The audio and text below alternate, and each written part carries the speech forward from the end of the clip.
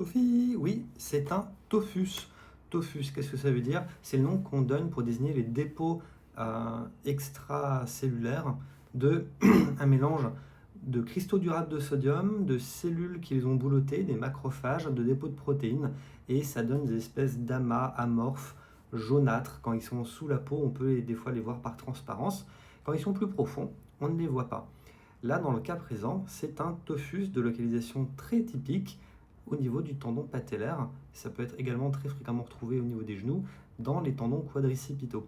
C'est caractéristique comme image, avec un aspect blanchâtre, rond, sur les deux plans que je vous ai montré, en axial et en sagittal, entouré d'un halo qu'on appelle hypoécogène en échographie. Alors, c'était pas une mauvaise idée, les gens qui ont proposé une rupture partielle du tendon patellaire, un jumper's knee encore une fois en quelque sorte, sauf qu'il y a plusieurs choses qui n'allaient pas. Déjà, je vous ai expliqué que le patient il avait des douleurs importantes du genou, un épanchement articulaire apparu spontanément et d'un seul coup, et que c'est un patient sédentaire. Aussi sur l'image, c'est rond, c'est pas une fissure. Pour mieux analyser l'image, il faut voir qu'on est à l'intérieur du tendon, pas dans la graisse de Hoffa, pas dans une bourse.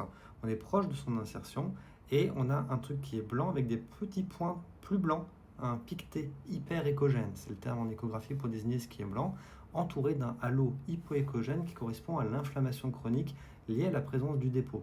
À cet endroit-là, c'est honnêtement très caractéristique. On pourrait évoquer d'autres types de dépôts microcristallins, mais en réalité, il n'y a pas vraiment d'alternative. Les anthésophytes, les calcifications linéaires à l'insertion des tendons ne ressemblent pas à ça.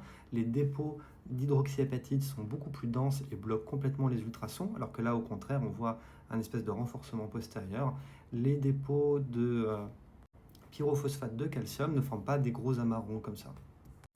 Bon, alors là, les gens qui suivent vont me dire, mais Antoine, le tophus goutteux, ça ne fait pas mal. Et c'est exact, ce patient, il a pas mal à cause de ton tophus. Ok, ça fait une petite inflammation chronique à cet endroit-là, mais il n'a pas une douleur au genou hyper invalidante à cause de la présence d'un tophus dans son tendon patellaire. Il a mal parce qu'il fait une crise de goutte. Cette crise de goutte, elle peut survenir bien avant la survenue de la goutte tophacée. Sauf que si on a quelqu'un qui a un genou qui est gonflé spontanément, très douloureux, chaud, et qui a en même temps des tophies, donc des dépôts en rapport avec une goutte chronique, bah ça veut dire qu'il a très certainement une crise aiguë de goutte qui correspond à l'inflammation aiguë de l'articulation à cause de la présence de ces fameux microcristaux d'urate de sodium à l'intérieur. L'intérêt de ce cas clinique, c'est de montrer l'image d'un tophus goutteux qui nous permet de faire le diagnostic de l'accès de goutte.